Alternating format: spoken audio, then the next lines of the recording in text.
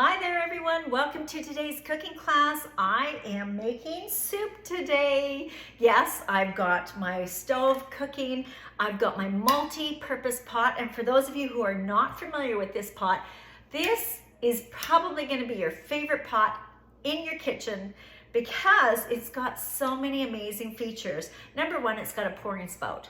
Love this. Next, it's got measuring graduations built right in, like it's actually stamped in there. So I've literally got 6 cups of water cooking on here right now.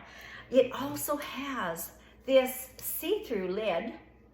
It's got a cool touch silicone to make sure it's not hot, but it's got these strainers built right in. So there's one for pouring out really fast and one for just pouring slower, and of course for finer ingredients. Now, I'm gonna tell you, before I got this cooking class going, what I thought I'd do is I would pre-cook my eggs. This is the creme de la creme to making that absolutely perfect egg. How do you do it? Well, you're gonna put your eggs in your multi-purpose pot. You are going to actually cover it with water and go about 1 inch past the height of the eggs. You're gonna put it on your stove and you're gonna turn up the heat and you're gonna let it come to a boil. Once it's hit a boil, you put the lid on. I turn off my stove. I set the timer on, and depending on how you like your eggs, of course I'm doing ramen, so I want a hard-boiled egg, but you're gonna want anywhere between 10 and 12 minutes. I did mine for exactly right in the middle, so you can see what it looked like, 11 minutes. And as soon as the timer goes off, you're going to strain out the water. I fill this with water, cold water, and ice cubes. And then I set the timer again for another 14 minutes. What you're going to get is that absolutely perfect egg. How perfect is this? Well, let me find my knife. Let me show you. I've already cracked it. And we're gonna be putting this on our ramen today. Look at this. Is that not the perfectly done egg? Now, if you didn't want to use this to cool it down because you wanted to use it for other things like making your ramen, you can also put your eggs in the 4-cup multi-purpose bowl with ice cubes and water as well. Okay, so let's talk about our cooking class today, which is going to be ramen. Yes, this is our ramen soup. This is absolutely delicious. And for those of you who have maybe tried to make ramen at home from scratch, you guys know that in order for you to make the broth for ramen, it can take anywhere from 6 to 14 hours to boil down carcasses and add flavor and get that really nice broth flavoring. Guess what? Epicure's done it all for you. There it is in the package. And what does it have in here? Well, it's got organic tamarind powder. It's got organic coconut sugar, inactive nutritional yeast, which is really, really good for you because it's got vitamin B12, vitamin B6, thiamine, riboflavin, folic acid, niacin, zinc. Yum, right? All that is good for you. Plus garlic and fire roasted onions and white pepper. So this is a vegan variety. When I was talking about making your homemade soup, you were probably boiling down bones. So if you want to have a nice vegan flavored ramen, look no further. Honestly, the smell on this, the taste is amazing. Now the instructions for making ramen are so simple. This is going to be such a great everyday meal for you. So you basically use 2 teaspoons to 1.5 cups of water. Now I'm going to cook once, eat twice. I'm on the Epic Life Challenge. So I've got 6 cups here. Do the math. There's 3 teaspoons and a tablespoon. So I am going to be dumping in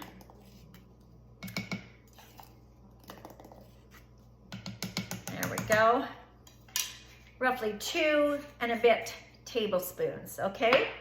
Now I was using, oops, I should have showed you, my 4-in-1 spoon. Love this. Tablespoon at this end, teaspoon at this end, 1/2 teaspoon and 1/4, depending on how high you fill it on the line, and you're good to go. So we're just gonna give this a stir and let that flavor start happening. Now, ramen usually is just hot soup with noodles. The history of ramen actually goes back to China.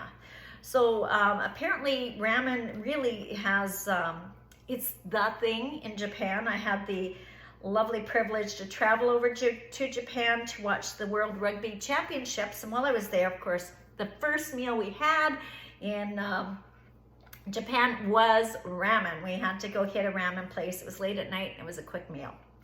So now, normally what's done is it's really, really hot broth that's poured over noodles, and then you put veggies on top.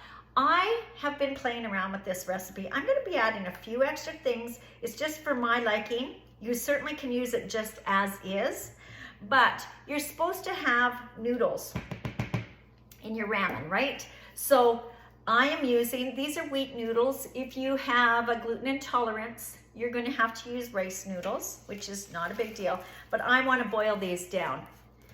And this is going to take about 5.5 minutes. Okay, so we'll just let that start cooking. So anyway, let's go back to the story of ramen. So ramen actually started out in China, and then immigrants moved across the water, the sea there, from China to Japan, and made their home in Yokohama. Yokohama is a suburb. I know they call it Shin Yokohama, but that's the word for it. It's just a suburb of Tokyo. It probably wasn't a suburb of Tokyo at the time. It was probably way, way, way out. But of course, since I did write the date. 1859 is when ramen actually sort of started getting its benchmark happening in Japan. Now, here's some fun food facts about ramen. Okay, so ramen, there is actually over 32,000 ramen little businesses. These are little home entrepreneurs that have set up shops all over Japan. And actually, I believe there's 19 official different variations of ramen. So every time you go around Japan, go check out another ramen place because it's probably different. Of course, you need to travel, don't stay in the same location. Now, ramen has got such a huge following, by the people there, and of course, very economical. So if you're finding right now that prices in the grocery stores are through the roof, this could be the thing that really helps your budget and feeds your family, and something that they'll absolutely love, because this is very economical. But I wanted to tell you, this is so popular that in Japan, they actually have the very first world food amusement park. Yes, an amusement park built totally around ramen. And when you go there, there's at least 9 actual places where you can eat, so 9 eateries, and places for you to shop for all things ramen. Of course, this would be in Shin Yokohama. So if you ever get over there and get close to Tokyo, just know you can take a quick little train to Yokohama and check this out. Okay, so now I've got this brewing. Now, some of the things that I like adding to it, because I played around with it, this is just my version, you do not need to add it, but as you heard on the ingredient list that I had shared with you, is this actually had tamari, right? It had the dry tamari powder. So this is actually liquid. This is wheat-free, so if you're gluten intolerant and you're buying gluten-free, chances are it's made with tamarind, and it's almost interchangeable with soy sauce. I like having, of course, I'm the spice lady, I like having a little bit more flavor. So I'm just gonna add a little bit more of that. And then here's my secret ingredient. Now, if you can't find this in your grocery store, don't worry, you do not need this. This is good on its own, but I actually like this. And this is called Mirin. Mirin is actually a rice wine seasoning. It's like a condiment in Japan.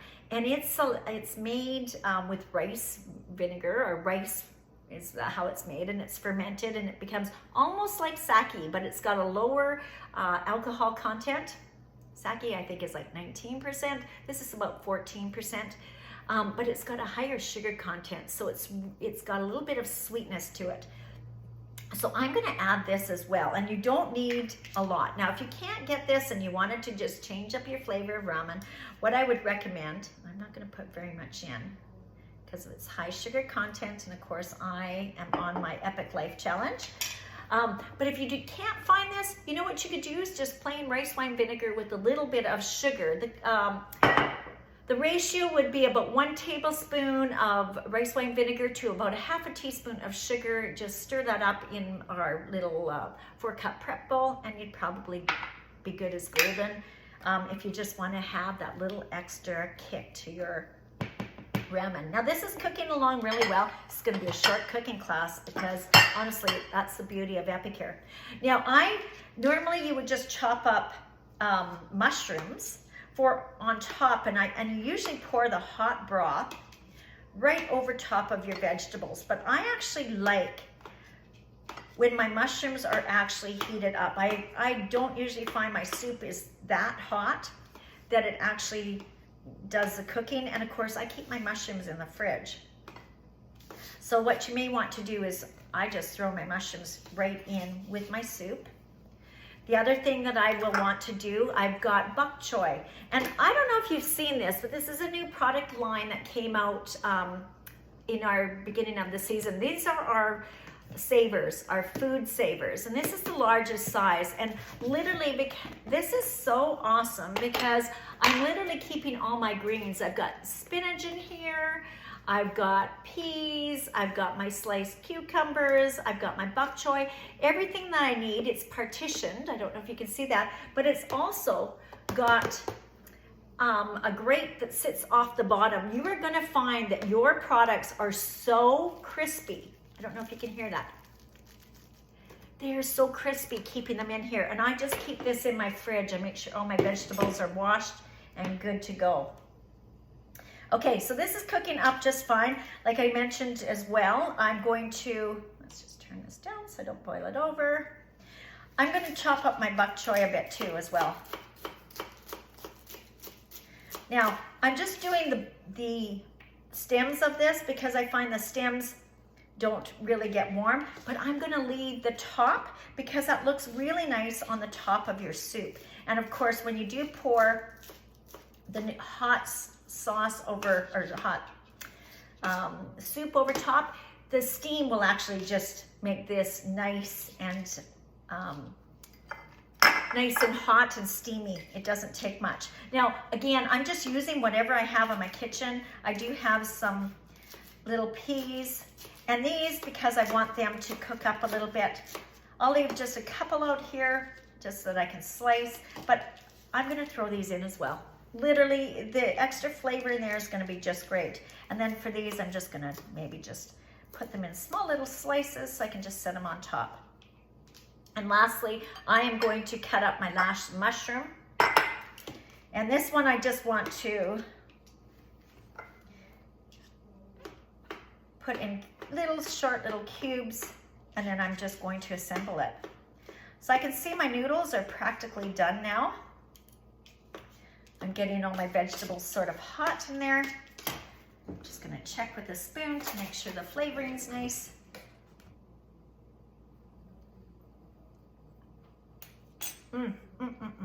Perfect.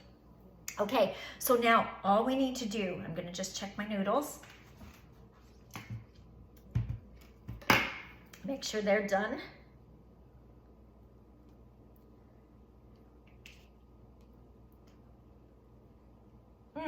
Perfect. Okay, now I will tell you, while I was sitting here trying to get that noodle in, when you eat ramen, it can be a little like eating tacos. It might be a little messy. In Japan and China, wherever you're happy to have your ramen, just know it is totally acceptable to slurp your noodles. If you are one of these people that has children and you're thinking, oh my gosh, this is going to be a nightmare like spaghetti, you may want to break your noodles up before you cook them. I personally won't. So all I'm going to do right now is I'm going to take some of these noodles, which I've cooked. I'm going to drop them into my bowl. I'm gonna pour my sauce, turn this totally off, over top. And then I'm going to add my extra little veg that I put out here. You can add a little bit of corn. You can use beans. You can use, oh gosh, what couldn't you use? You could put meat if you want to do meat. So chicken, pork, anything like that. And lastly, of course, let's put our protein on there. Our nice little boiled egg. If you got scallions, set those on top. But there you go. This is your ramen bowl. How easy would this be? And of course, as you can see, the heat is steamy. It's warming up all those ingredients. And you can try to eat this with a chopstick initially. No, no, no. You're going to want to have a spoon. Now, one more thing I will tell you before you jump off. Mirin, if you're going out to purchase this item, read the label. There's lots of imposters, just like our balsamic vinegar out there. You may find that the Mirin that you have in your local grocery store is basically water, corn syrup, and rice vinegar. Look at the label. Make sure that it's pure, and it's important that you get a good one, okay? So that's it, guys. I hope you enjoyed this cooking class. Come back and visit me again, where we learn another great way on how to make a quick meal made in minutes. And trust me, when our new season came out, there's 3 products that I absolutely fell in love with, and ramen is one of them. The Philly cheesesteak is number 2, and the third one is, oh my gosh, it's the condiment, the sweet chili sauce. That is so, so, so delicious. So enjoy, everyone. Have a fabulous day. And if there's any product that you see today that was featured that you would like to purchase, remember, you can go online. If you're a savvy shopper, get your friends to take a look at the catalog, collect some orders, and I can get you a host benefit. And lastly, if you're seeing what I'm doing and you think this might be a fun little way to make some extra money for yourself, I would love to have you join the team, and I would love to support you in your success. So take care, everyone. Have a fabulous Thursday, and we'll see you another time. Bye for now.